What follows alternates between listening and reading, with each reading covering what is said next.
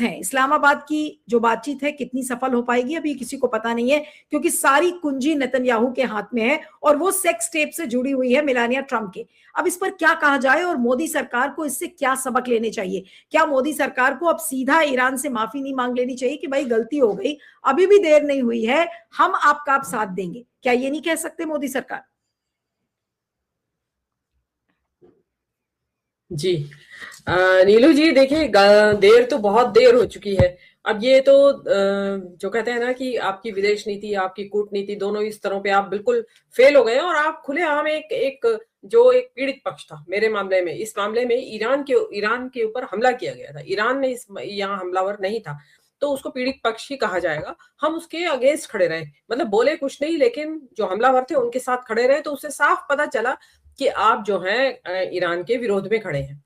जबकि उससे पहले आप ईरान से तेल भी खरीदा करते थे। आपके जो बार बार आ रही है बात, सिविलाइजेशनल रिलेशनशिप थी। आप वहां के शाहबार पोर्ट में आपने बहुत सारा इन्वेस्टमेंट किया था, उसको आप चुपचाप निकाल के बाहर आ गए। और मैंने जैसा बोला था कि शिया आबादी आपके यहाँ ईरान के बाद सबसे लार्जेस्ट पॉपुलेशन आपके पास थी, उसका लेवरेज ले सकते थे आप धर्मगुरु को मनाने के लिए। तो वो सारी चीजें आपके पास एक नहीं, बहुत सारे प्लस पॉइंट से आप चौथे नंबर की अर्थव्यवस्था ब्रिक्स के, आप जो सारे पॉइंट्स जयराम रमेश उठा रहे हैं, आप ब्रिक्स के प्रेसिडेंसी है इस टाइम आपके पास, उसका इस्तेमाल कर सकते थे। आपके पास बहुत बड़ा एक जो है जो चौथे नंबर की अर्थव्यवस्था होने के नाते एक आपके पास एक प्रभाव है आपका दुनिया में, वो आप इस्तेमाल कर सकते थे। लेकिन आपने कुछ भी इस्तेमाल नहीं किया और आप सीधे जाके इजराइल के पक्ष में खड़े हो गए।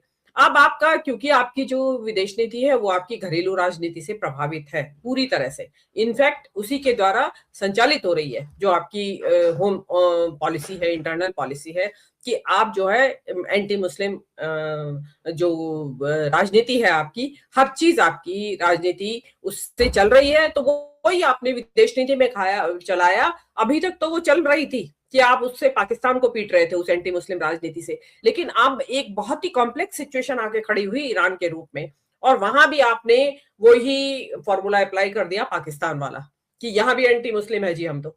लेकिन यहाँ पे एंटी मुस्लिम होना आपके बिल्कुल विरोध में गया, और आज पूरी दुनिया पूछ रही है नीलू जी, एक हम नहीं पूछ रहे हैं, हम तो भारतीय हैं, हमारे लिए तो हमें तो बड़ा दुख हो रहा है और हम बड़ा अपमानित फील कर रहे हैं कि हम क्यों नहीं है यहाँ पे, हम क्यों नहीं है।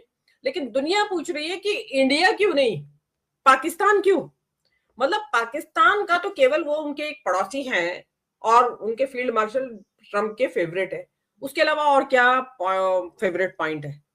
तो वो चीज उसमें अब क्या हुआ, क्योंकि वो ट्रंप के भी फेवरेट हैं, उनके पड़ोसी भी हैं, मुस्लिम भी हैं, और वो उन्होंने पहल की जिसको कि हमने दलाल का नाम दे दिया, उनकी पहल को हमने दलाल का नाम दे दिया। जो पहल उन्होंने की, उन्होंने खुद को ऑफर वॉलंटियर किया, वो वॉलंटियरिंग अगर इजराइल के साथ खड़े होने के बावजूद मोदी जी कर देते तो कहीं ना कहीं कोई रास्ता निकल के आता कि यस, इंडिया जो है पाकिस्तान के मुकाबले में ज्यादा सही चॉइस रहेगी, और शक्तियां जो दुनिया की शक्तियां वो मिलके इंडिया को ही, न्यू दिल्ली में टॉक्स हो रही होती है अभी आज के दिन, लेकिन हमने वो सारा मौका गंवा दिया है। अब आप रही बात आपके जो ये आपने एप्स्टीन फाइल का मुद्दा आप जो जोड़ रही है, देखिए एप्स्टीन फाइल सफल हो जाता तो हमारे लिए भी अच्छा था, हमारी भी सांसें रुकी रहेंगी कि तेल की सप्लाई होने देगा या नहीं, हॉर्मुज खुलेगा कि नहीं, एक आध टैंकर आ गया उससे क्या आपको नुकसान फायदा पहुंचेगा। तो और न्यूक्लियर, किसी दिन न्यूक्लियर का इस्तेमाल हो ही गया वहां पे अमेरिका द्वारा या इसराइल के द्वारा, तो हमारे अभी आएगा। आप ये समझिए ईरान से और गुजरात के जो कोस्टल एरिया है उनकी दूरी बहुत कम है, एरियल डिस्टेंस, तो ऐसा नहीं है, हवा के साथ रेडिएशन आपके यहाँ भी आएगा, और हॉर्मुज अगर नहीं खुलता है हॉर्मुज तो नुकसान आपको, हमें भी है, हमें कम नुकसान होगा। तो इसलिए ज्यादा खुशी मनाने की जरूरत नहीं है, उल्टे तो ये बनाना चाहिए था भाई ये सफल हो जाए, ये ना तो, और हमारा कम से कम दो हमारे ऊपर से एक खतरा टले। लेकिन हम जो है हमारा कुछ अलग ही तरीके से हम लोग नेगेटिवली चार्ज है या पता नहीं क्या है। दूसरा बात यह है कि जो जिस तरीके से ट्रंप ने एक घोषणा कर दी थी और टाइम दे दिया था कि 8 बजे के बाद तबाही सभ्यता का अंत हो जाएगा, मतलब वहां पे परमाणु बम से न्यूक्लियर बम एक गिराया जाने वाला था अमेरिका द्वारा ईरान के ऊपर।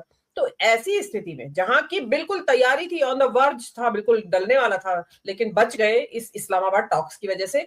तो जब आज किस देश को एक इतनी भयानक धमकी मिली हुई थी कि एनी टाइम, मतलब उनकी पूरी पब्लिक सड़क पे निकल आई थी कि हमें मारो, पहले डालो हमारे ऊपर बम, न्यूक्लियर बम। तो ऐसी स्थिति में मतलब कोई मूर्ख देश होगा जो ये कहेगा कि नहीं, हम तो परमाणु जो है ये यूरेनियम एनरिचमेंट नहीं करेंगे या हम अपने प्रोग्राम को रोक देंगे। मेरा तो मानना ऐसा है कि रोकना नहीं चाहिए, उल्टे परमाणु बम बना लेना चाहिए। जिस दिन ईरान जिस दिन परमाणु विस्फोट कर देगा, उस दिन ये सारा झगड़ा ही खत्म हो जाएगा। ये जो ईरान का बार बार उठ के आता है ईरान मारने के लिए, क्योंकि उसको पता है कि मेरी हेजेमोनी है बिकॉज ऑफ न्यूक्लियर वेपन्स।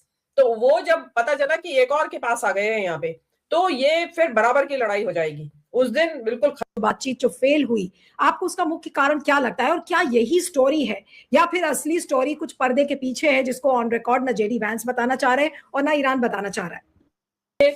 मेरा तो ये मानना है कि जेडी वांस को अमेरिका पहुंचने दीजिए, उसके बाद ट्रम्प जरूर कोई ना कोई मैसेज देंगे, कुछ ना कुछ। वो ऐसा, ट्रम्प को आप मानते हैं कि वो चुप रहेंगे इस बारे में? तो जो एक्चुअल में हुआ है वहां, वो अब ट्रम्प के मुंह से पता चलेगा। जेडी वांस तो फॉर्मेलिटी के तौर पे, क्योंकि मोटा नतीजा कोई निकला नहीं है, और जो 3 पॉइंट एजेंडा था उनका, एक तो मिसाइल्स को लेके, मिसाइल प्रोग्राम को लेके, एक यूरेनियम को लेके, और एक तीसरा ये जो इनके जो संगठन है हिजबुल्लाह एंड हुती एटसेट्रा, इनको आप सपोर्ट नहीं देंगे। तो उनमें से देखिए, ईरान के एक सॉवरेन स्टेट है, कंट्री है, तो उसके अस्तित्व के लिए मुझे लगता है कि वो बिल्कुल नहीं मानेगा कि मिसाइल अपने लिए वो डेवलप ना करे, और नई मिसाइल है कैसे मान जाएगा? कौन सी कंट्री को हक नहीं है अपने देश के लिए हथियार खरीदने या हथियार बनाने का, और यूरेनियम का? आप ये देखिए, नुकसान पहुंचाएगा। अब ईरान और इजराइल में बहुत कोई मोटा फर्क नहीं रह गया है ताकत को लेके कि कौन किसको कितना नेस्तनाबूद करने की ताकत रखता है। लेकिन अमेरिका को क्या जरूरत थी हॉर्मुज खुलवाने के लिए? वहां पे उन्होंने नेवी के डिस्ट्रॉयर्स भेजे, जो कि वहां माइंस जो लगा रखी हैं, सो कॉल्ड कहा जाता है कि ईरान ने वहां माइंस लगाई हुई है। माइंस वो होती है, मैं दर्शकों को बता दूं जिनको अगर अंदाजा ना हो, एक ये समझ लीजिए पानी के अंदर थोड़ी थोड़ी दूर पे बम उन्होंने लगाए हुए हैं। तो जो भी जहाज उनके ऊपर से गुजरेगा, वो बम उसके टच में आके, उसके वाइब्रेशन से आके वो फट जाएगा, और वो उसके साथ साथ जहाज भी फट जाएगा, खत्म सब मामला। तो वो माइंस ईरान ने लगाई हुई है,